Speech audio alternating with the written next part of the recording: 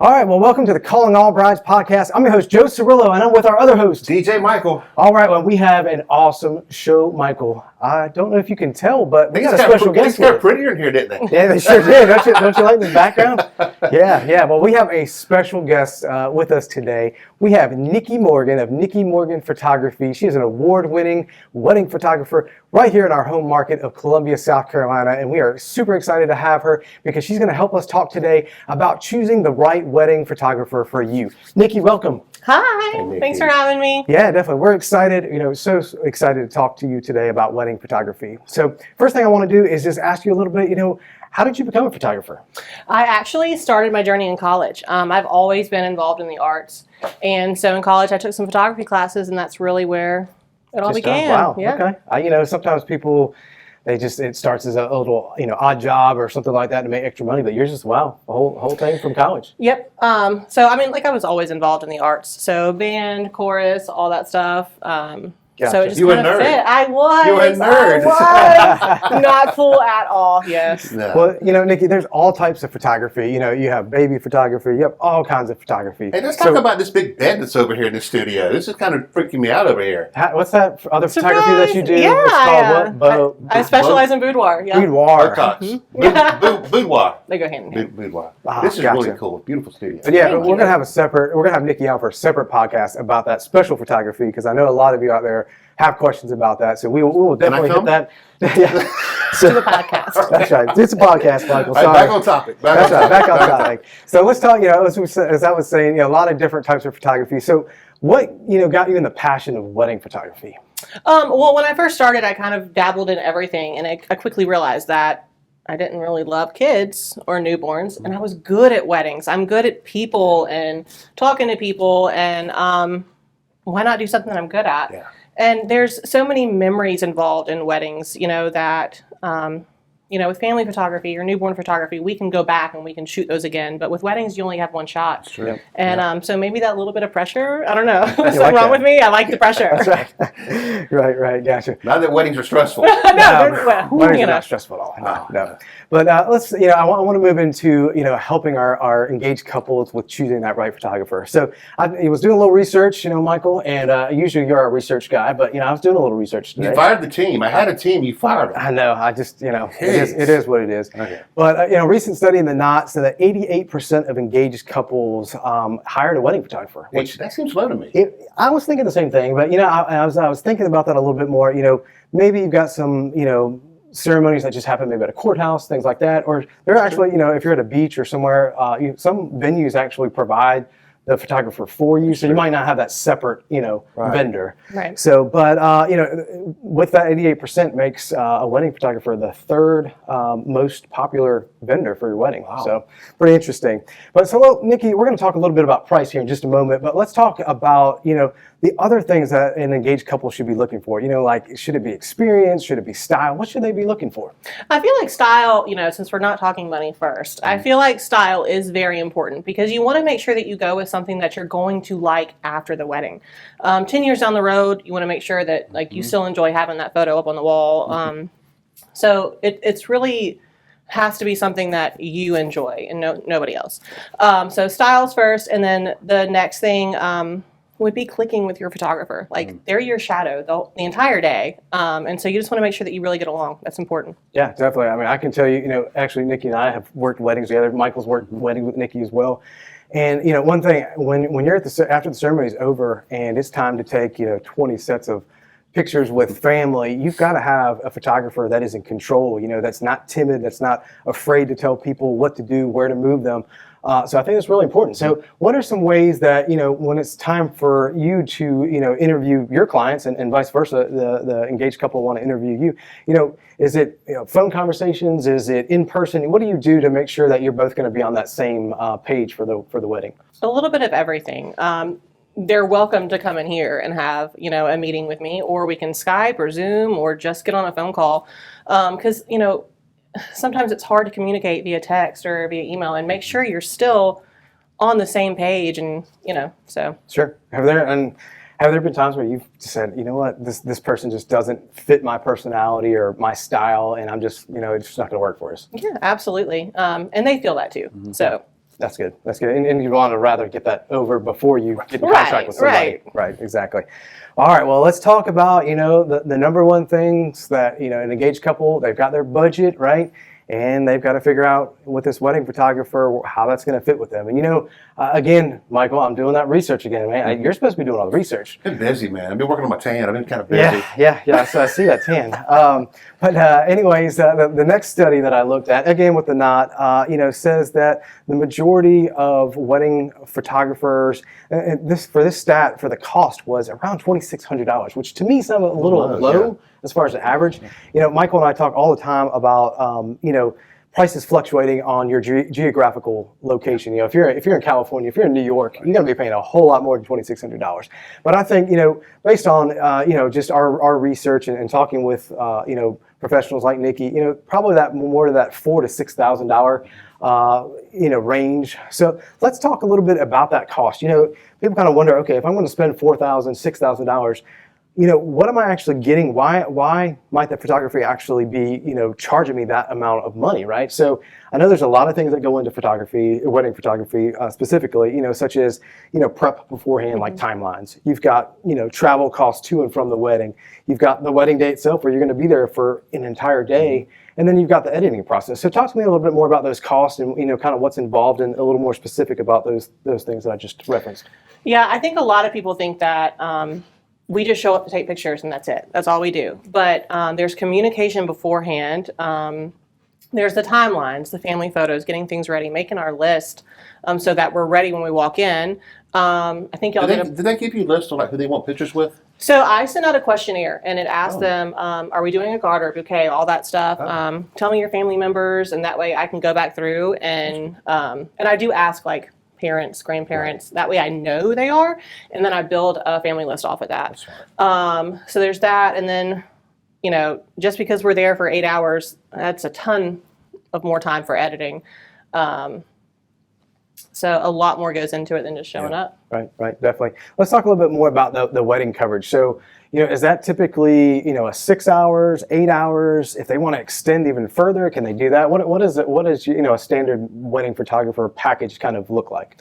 Yeah, can it be done in 6 hours? It can, but it's stressful. It's a lot on the client because you're cramming stuff in and it's not enjoyable and they can't enjoy their reception as much. So 8+ hours is really going to be that ideal time. And I always tell clients it's easier to add time than take away time. So let's start with the 8, and then if we need more, we can add. But yeah, 8 is pretty much that standard. Standard.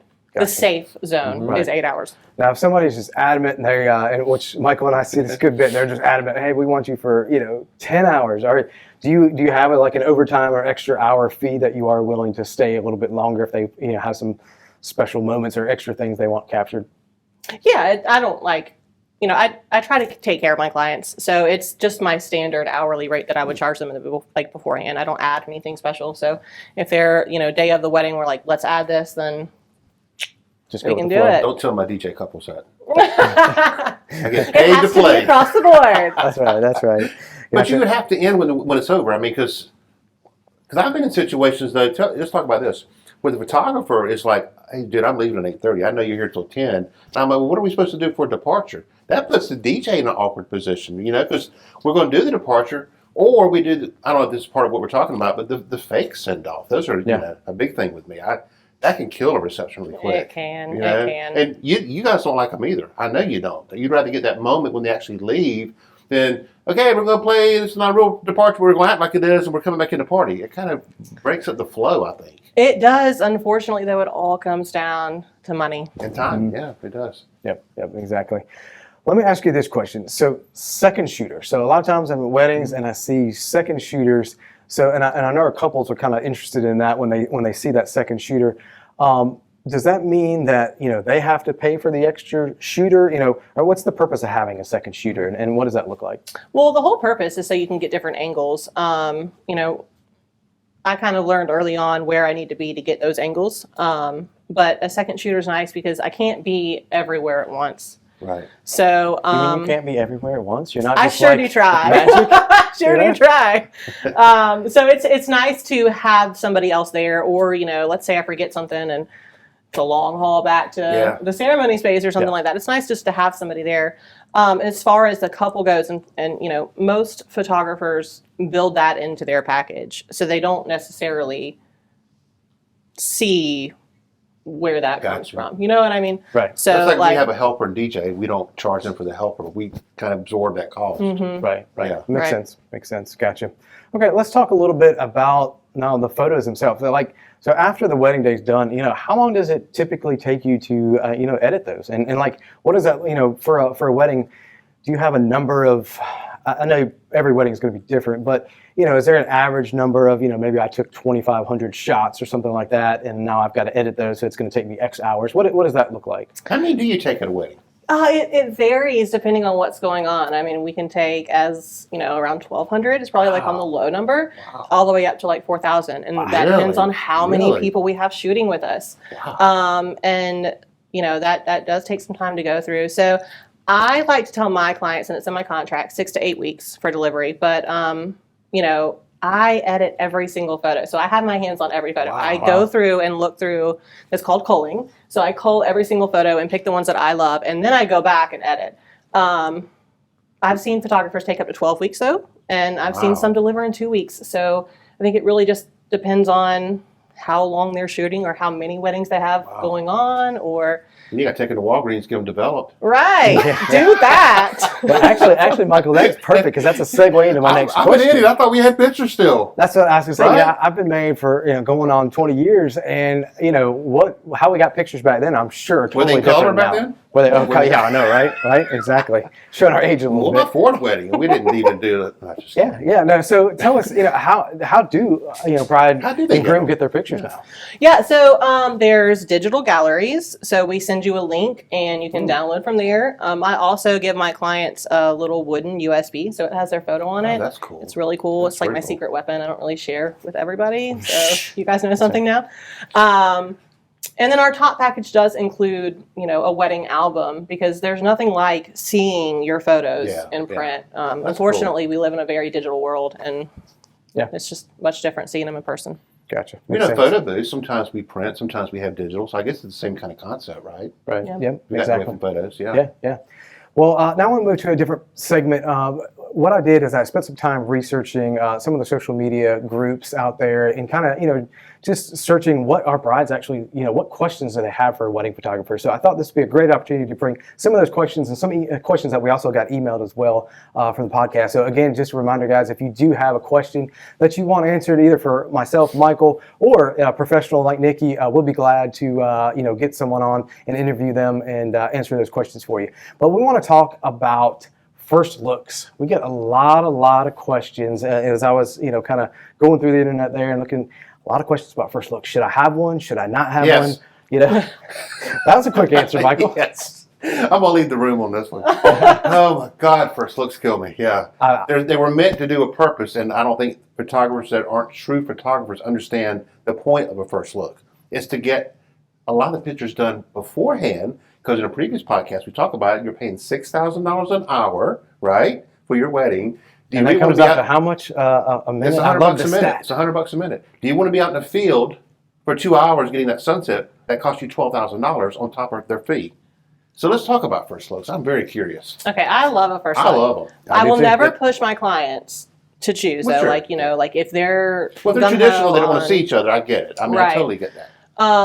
But I do think that couples feel like the first look, like they're going to lose that special feeling, and that's really not true. Like, think about a groom or, you know, significant other. They're getting to see you for the first time. It doesn't matter where you are. It doesn't matter who you're in front of. It's still going to be impactful. Sure. And like you have a moment to be intimate with your partner and just take time for yourself. So it does help free up time. I love a first look. If I can get as much done before the wedding as I can, that makes my job. I don't know if it makes it easier by any means, but it sure does make me happy. Yeah. Right. And couples get to go into their reception sooner, so you know they don't miss their party. And Right. you know, I you know, obviously, like I love photos. I want to take as many photos as I can, but I also want them to enjoy their day. Yeah, because we were talking about a wedding I just did a couple weeks ago. The photographer kept them for an hour and a half after the first look. Then we had dinner. Well, that was another hour. Then they had to go grab the perfect, you know, twilight shot.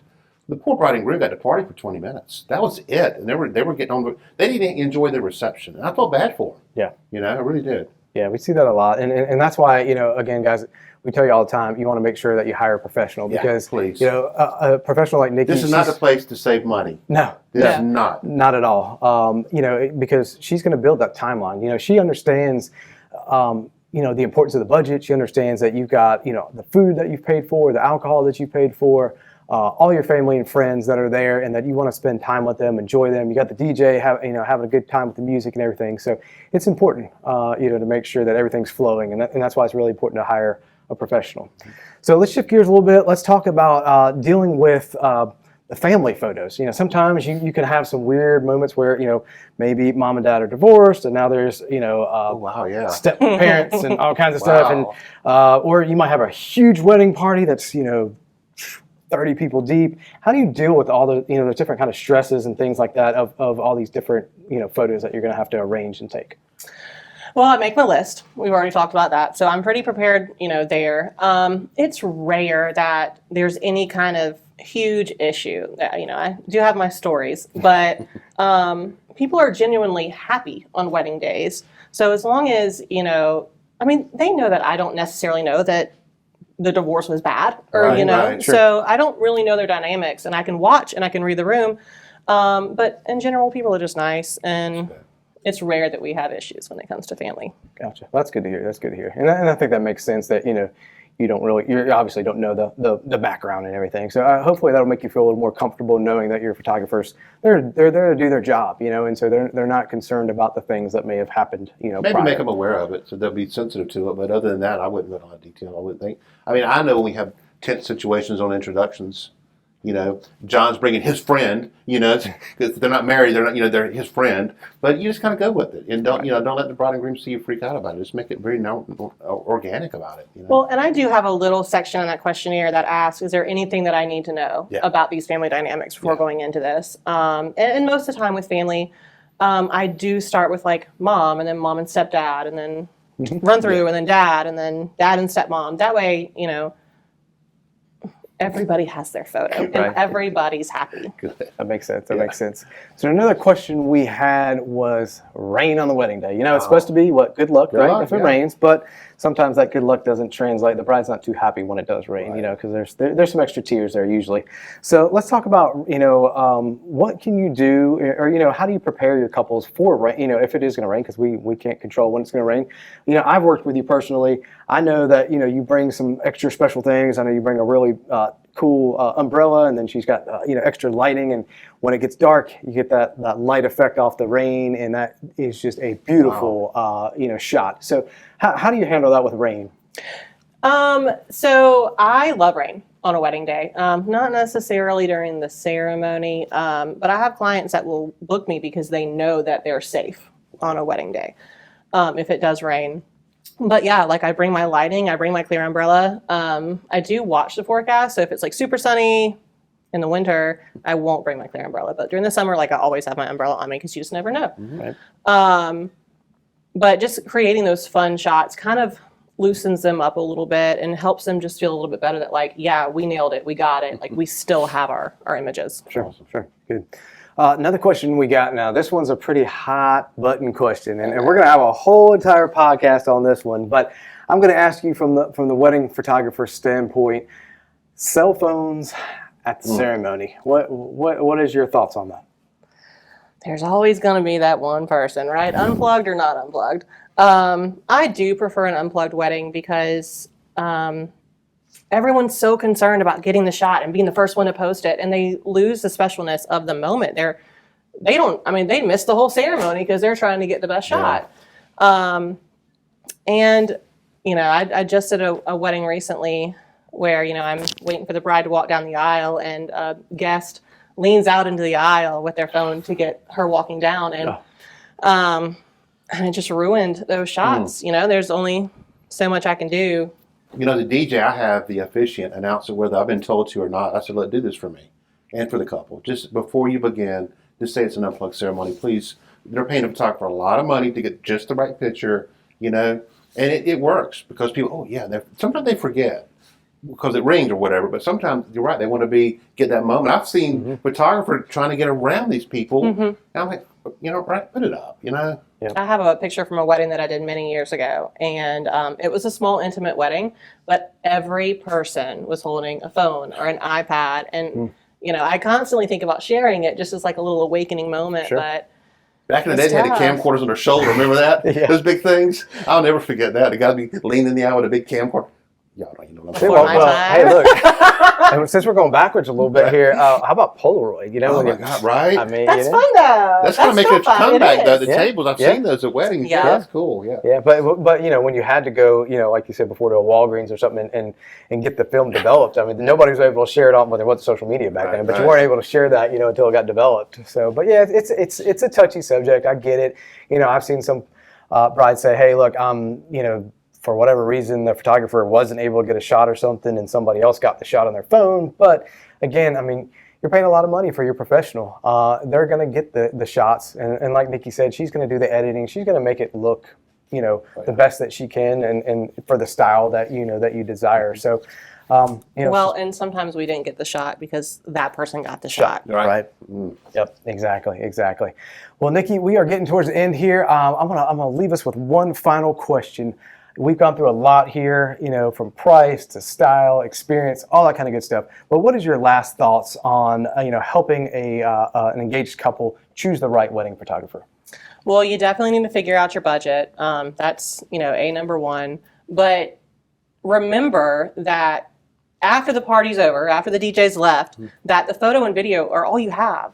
The cake's pretty much gone. You'll have it in a year. The food's gone. So make sure that you're ready to invest in that, because this is important, and make sure that it's with somebody who you can jive with, that you don't mind being around all day. How about they ask their friends? Do people do that? Like, my friend got married and they used this person? Is My that? head just came off my body. See, I don't know. I'm asking because I don't know. That's what I would think to do, but that's not good. Mm-mm. Kind of like asking for a DJ. Oh, he was great. Then Well, they like the different kind of taste. let them be in your, if they're such good friends, they need to be Yeah. there as a friend Right. and enjoy the wedding. And No, I mean for referrals, like you got married and who did you use? Does that help with couples? Because they don't know who to oh hire. yeah, absolutely. Because Word that of we mouth used is the Nikki, she biggest was thing. great. Yeah, okay. We get a lot of word of mouth business. That's Yeah. what I was asking. We Yeah. get a lot of that. Yep. Gotcha. No, I see your point though. I mean, if you are a friend, it is much better to have your That's friend. like a friend DJing, right? Oh my God. Well, and there's not as much pressure for them to show up. There's a lot of times They'll where last bail on minute them. people, Yeah, they will will. bail. Yeah. Well, Nikki, thanks for joining us. We really appreciate having you. If anybody Nikki does travel, so I do. she would love to be a part of your special day. Nikki, Warm how? climates, blue water, white sand. That's right. No, I love Colorado too. That's right. You did do a wedding in did, Colorado. yeah. That's right. That's Yeah. right, yeah. So, guys, she's all over. I'm telling you. So, and she's a great one. Michael and I have worked with her personally. Yeah. So, but Nikki, how can somebody get a hold of you? If they were interested in learning more about your services. Yep. So my website is nikkimorganphotography.com. I'm on Instagram, Facebook, all under the same thing, and I'd love to chat. Yeah, definitely. Awesome.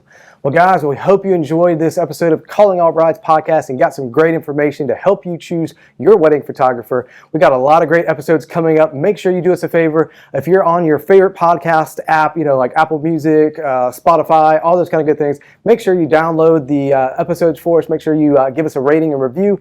And of course, you can see us in person. If you head over to YouTube, Calling All Brides podcast on YouTube, make sure you subscribe for us on YouTube. It really helps us grow so we can continue to answer questions and get advice and everything out there for you. So again, thank you very much, Nikki, for joining us today. Michael, My any pleasure. last words? We've got an episode coming up that's going to be the top 10 things not to do at your wedding. That's right. going to be a good one. Yep, we got a lot of good things But don't coming be a up. bridezilla. Exactly. So, yep. All right, guys, we'll see you next Thanks for time. coming, Take care. yeah.